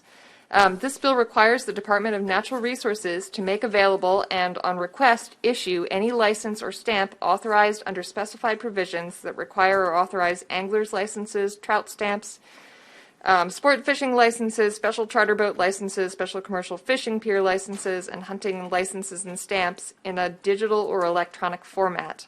An individual may satisfy any requirement under the Natural Resources article of the Maryland Code to possess or display those licenses or stamps by possessing or displaying the document in a digital or electronic format as provided by the Department of Natural Resources.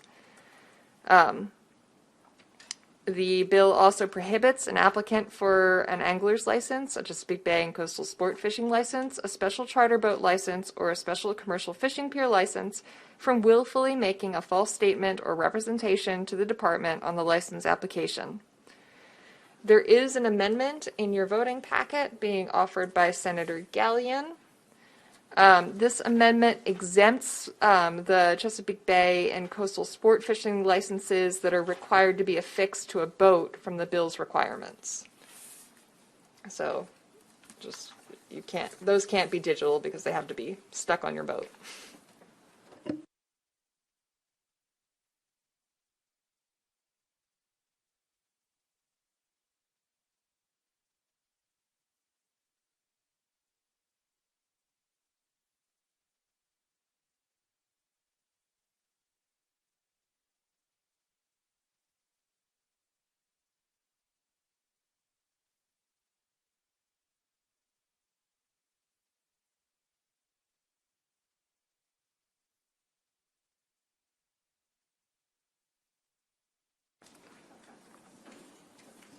House Bill 600, State Board of Examiners for audiologists, hearing aid dispensers, and speech-language pathologists, duties, appointment of members, and requirements for licensees. So as returned to us from the House, this bill has several changes from the Senate bill. So when we amended this bill on the Senate side, we added a requirement that the board publish a list of the licensees on the website. Now, the Senate bill rejected that portion, and as it stands under current law, there has to be an electronic roster of licensees that is made available on the website. Now, this amendment that we made is similar to that one in arguably duplicative. So on the Senate side, they rejected it and felt like the electronic roster provision was sufficient enough. So if we want to keep that mandate for the board to publish that list, we can, and so it'll just be two double provisions. Don't see harm in it, but Senate or the House side wanted to remove that secondary portion.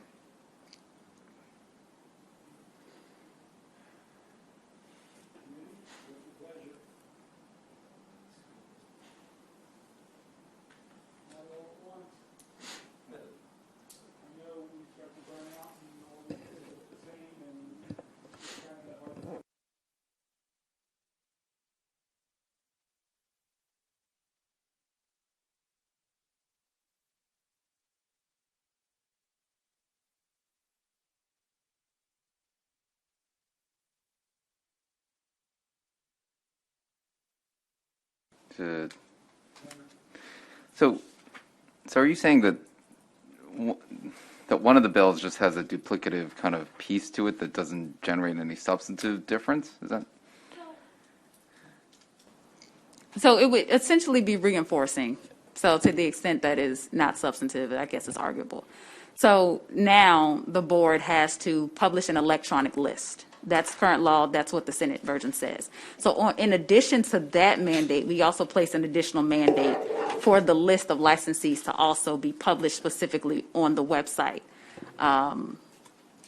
So feels reinforcing. Where else would that list be published except on the website? That's a very valid question. Can't think of any other place for it to be otherwise.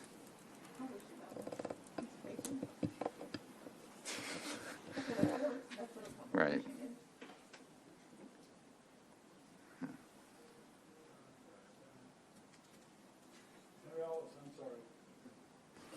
I don't know if Senator Lamb is finished. Are you finished? Yeah, Senator? go ahead. Okay, yeah, thank you. So now, remember this bill, at least the Senate version, where they wanted a unpublished list. So you're saying, could you review that again for me, please, Ms. Foxworth, as far as with the list of licensees? House bill says that there has to be a list, a roster of all of the licensees published on the website. Okay. And So- that's, sorry. No, go ahead. And so that's in addition to language that specifically says that a similar list or the same list has to be published electronically. Okay, and that conforms to the Senate version, right? So if we choose to, so we can decide that maybe electronically is different from website within scope, and with changing technologies, that is a valid point, and maybe that is possible. Or we can say that the fact that the list has to be published electronically is similar to website, and that should be sufficient enough to reject the additional requirement for it to be published on the website, on top of it being published electronically. Oh, so that goes back to Senator Lamb's question, what's Right. the difference between electronically and website? Right. So what was that conclusion? I apologize. So the conclusion, I think, is open to interpretation. The definition of electronic is not defined within the Health Occupations Code, to my knowledge. We can maybe amend to include a definition for it to be broader in scope than items that are published on websites. And then there would be an appropriate safeguard. But I think electronic specifically is common usage in terms of computer, internet, mediums. Okay, yeah, thank you, Ms. Foster. I think Senator Lamb wanted to. Yeah, so I'm just looking on the State Board of Audiologists website, and there is a tool to be able to kind of verify and look up individuals. It's actually very similar to the Board of Physicians website, where you can look up just based on last name or some basic identifiers. Here it's also last name or license number. You can look up any person to see if they're registered with the state as an audiologist. So. So, I guess there already is an online lookup tool. So I guess, in that regard, I would say let's just move with the House version, because I think that's the less duplicative kind of version of this. Second. Okay, moved and seconded. We got off the dime here. Thank you, Senator Lamb. I was going to say, Yeah, echo. Any discussion, debate, motion to accept the House bill as it came across to us? Any objection? Then we will so move. Do we need to conform the Senate bill to the? Well, that we was don't my have it. question. Okay, never mind. I don't think we have it at the moment. Got it. Okay. Let's keep rolling.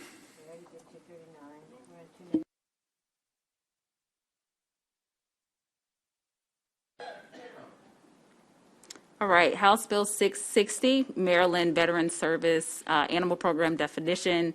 This establishes Maryland Veteran Services Animal Program, defines specific definitions that are in connections with the program. There is an amendment that is sponsored by Senator Sabanere, which distinguishes this bill from SB 284, or actually which conforms this bill to Senate Bill 284 by defining what a support dog is. And so when that definition is defined identically to Senate Bill 284, those bills will be completely conforming. Anybody else was allowed to introduce legislation that had veterans and animals in the same title? I thought the motion is to conform 660 to the Senate version. Any objections? Seeing none. So moved.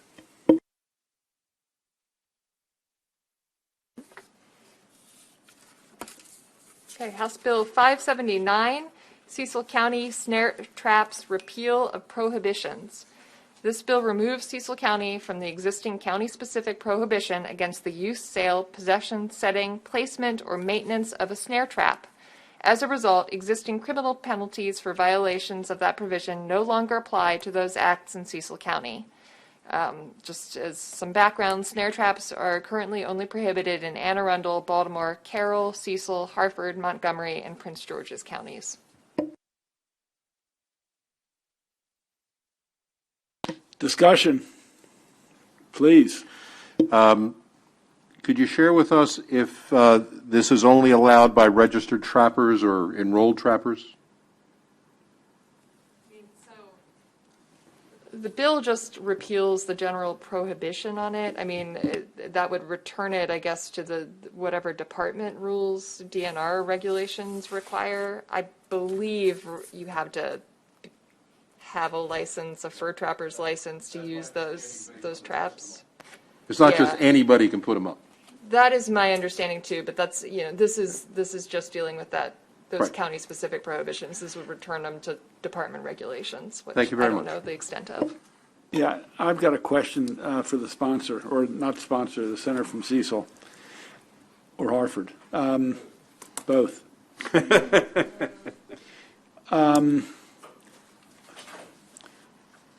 I guess my question is, how easy or hard is it for someone to get their foot, step into a snare trap, and if there's potential harm or not? And it was brought up in the bill hearing, and basically these things are set so far out in the woods. They're not like in an area where people are, like pathways or somewhere people are going. It's going to be more of an area that's secluded and away from where somebody would get into them, because that was brought up in the bill hearing. What about another hunter, for example? And I understand Tom, Dick, or Harry is not going to walk off the pavement and get their foot in one, but there could be other outdoors people who are hunting or doing something else. That was my only question. And are they marked? Honestly, with the details on that, the bill sponsor or DNR would be able to give you a more definitive answer than I could, honestly.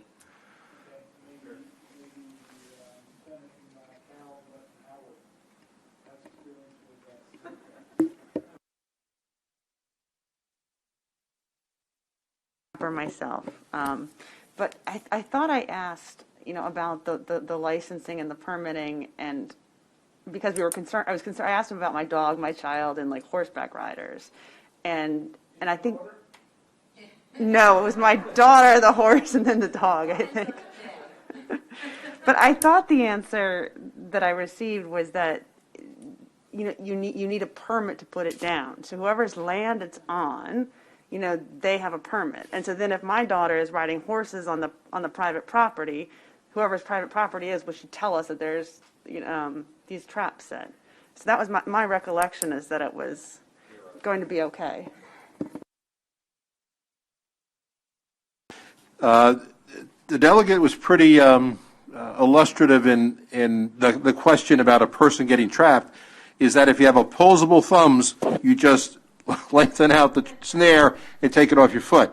And since animals don't, the more they pull away, the tighter it gets.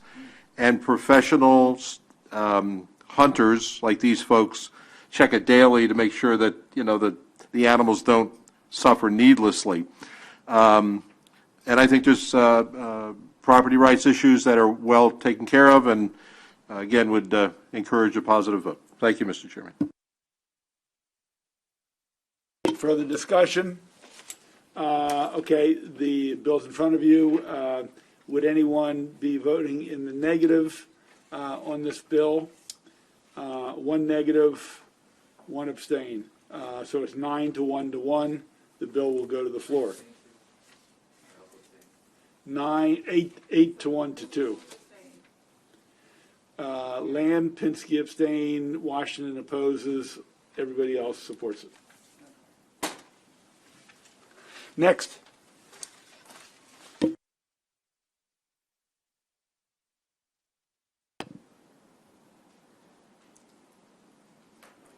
So House Bill 758, Maryland Licensure of Certified Midwives Act. This is a cross-file to Senate Bill 684. Our committee would have to adopt a conforming technical amendment for the two to be identical. The drafting language references title when the language should reference subtitle. No substantive changes, merely technical. Any objection to conform? Seeing none, that's done. I wish we had a few more like that. Yeah. House Bill 1039, Health Occupation, State Board of Massage Therapy Examiners Revisions, cross-filed to Senate Bill 745 that we concurred with earlier in the voting session. So we would accept this bill and ensure that it conforms with the Senate cross-file with the insurance provisions and the massage therapy definition exclusions that we referenced in the concurrence. Yeah, to conform, hopefully it won't rub you the wrong way. But, any objection to conforming? I'm rubbing off, aren't I? Seeing none, that's completed. Next. House Bill 1152, Howard County, alcoholic beverages, Class B beer, wine, and liquor license, off-premises consumption. This was held from yesterday or the day before. The bill authorizes the holder of a Class B beer, wine, and liquor license in Howard County to sell beer, wine, and liquor in sealed containers for off-premises consumption only to a person who has purchased prepared food from the premises. The bill repeals the beer and wine off-sale permit that a Class B BWL license holder previously needed to obtain to sell beer and wine for off-premises consumption as specified.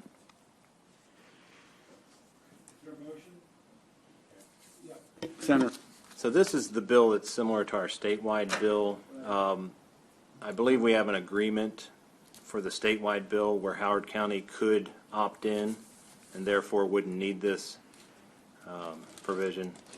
So, yeah, as we've done with other locals that were doing similar things, we didn't move those. But you should be able to get what you want in Howard County with that bill. Yes. There's a modified version of the conference committee, which, is it back to us yet on the floor? I don't think so. We're waiting to get the language. Okay. Okay. We've got, but if not, we can move this tomorrow. Is that okay? Or is the Howard County Caucus,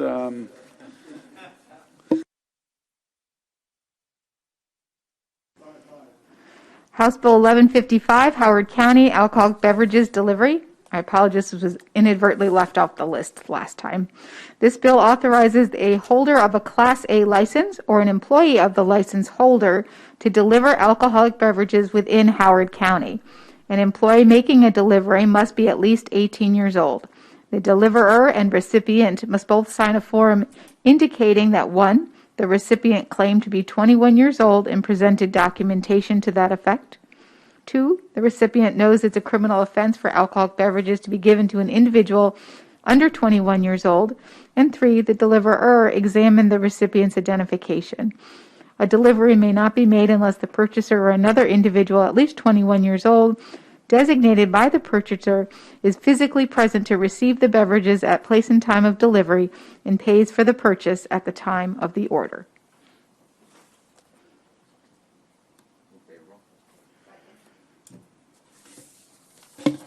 Okay, it's been moved and seconded. Any objection?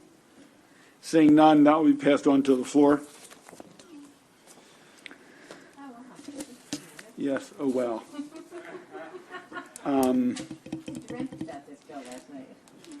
Well, no, we're going to take it up. I said I would. But before we take it up, you have another list, 46, which are clean cross files that have passed the Senate bills passed. They're the exact same bill without amendments. 46. There are 30 of them. Now, we can have Ms. Stanton look to see how you voted on the Senate version and match however you voted on the Senate version on the House version. These are all unanimous. Oh, they're unanimous. Okay, it's really easy. Okay. Okay, and hopefully at least 30 House members will stop bugging us. Yeah, that's true. And maybe the release of these will release some others. Who knows? Okay, any objection to this consent calendar of clean cross files? Seeing none, they're done.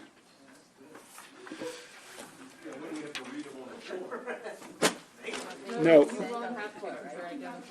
They're going to be a scan. The Senate President will have you look at the list, and then they're going to be, yes. Okay.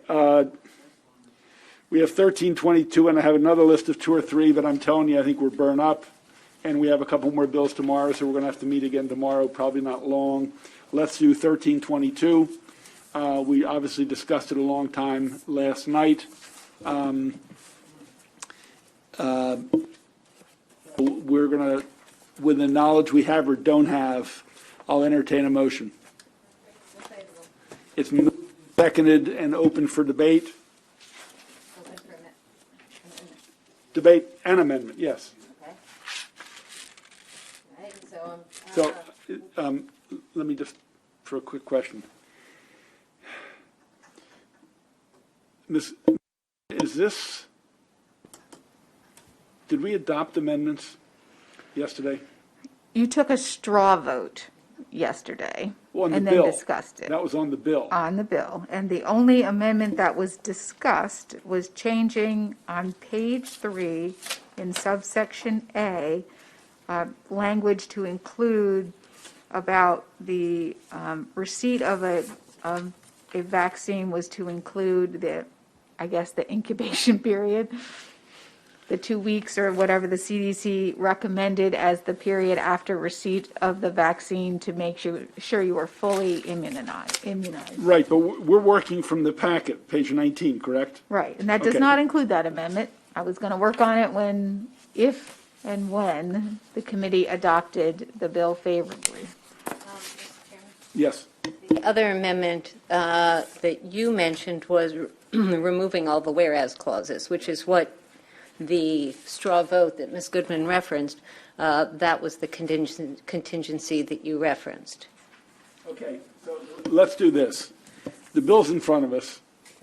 I'm going to offer the amendments minus the whereas clauses. What do you mean minus? They're gone already? No, I have not. You just referenced them prior to the straw vote. It's in my notes. That strike whereas clauses. But that, we haven't officially voted on that. Okay. That was prior to your straw vote. Mr. Chairman, I'd like to move your motion that we remove all of the whereas clauses. Any objection? I didn't think so. Okay, now I'd like my motion that Ms. Goodman referenced, which is the 2-week or whatever incubation period is recommended by CDC, the Centers for Disease Control, or the Maryland Department of Health for any particular vaccine. So some that are coming in the future might be longer or shorter. Okay. So any objection to that amendment? So then we have the Pinsky amendments minus the whereases and adding the incubation language, which the council will come up with. So we have the Pinsky amendments in front of us with those changes. Discussion on the amendments. Senator. No, I was waiting to talk on the bill. Okay. Any objection to the amendment? Okay. The bill as amended. Thank you, Mr. Chair. I just wanted to speak in opposition to the bill. As I brought up yesterday, I don't think it's necessary. There's very little time will be left in the school year by the time this goes into effect. And honestly, I think we have other pressing issues. If you look at, the main goal here is to keep, teachers from being fired if they don't feel comfortable going in. And I would make the argument that it's very difficult with their representation with the union and whatnot and all to fire teachers as it is. Recently in Montgomery County, there was a teacher caught on Zoom masturbating, and from the articles I read in front of the class, he thought the class was apparently over and was doing whatever. And as far as I know, he still hasn't been fired. So if a teacher's not going to get fired for doing something like that, I don't hardly think they'd get fired for any of this. So I'm a no. Okay. Yeah. Thank you, Mr. Chairman. I'm looking at the bill, and my objection yesterday was based on not understanding that educational support professionals included janitors and the custodians and the food service workers, transportation workers. So that's taken care of. So in the original bill, House Bill 1322, I'm looking at it, says on page 3, section 2, if a teacher or educational support professional or any other professional school personnel chooses to instruct or work remotely in accordance with this subsection, the County Board of Education shall make accommodations for the teacher, educational support professional, or other professional school personnel to facilitate the choice. So that would protect them. So my question is that particular subsection still in the bill? Senator Ellis, you're looking on page 3 at lines 10 through 14. Correct. Those are in the bill, yes. Great. Thank you very much. I'm fully in support of this bill. This will really protect all school workers.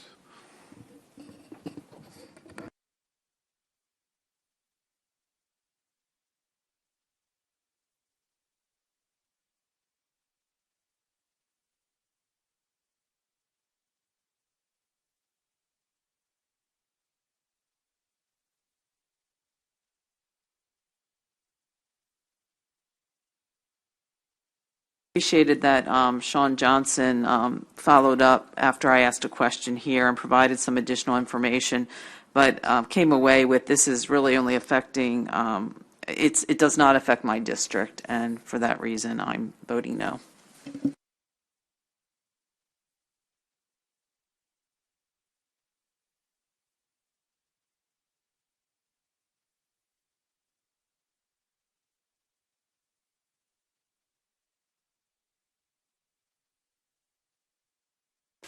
Okay, I think we're burnt up enough.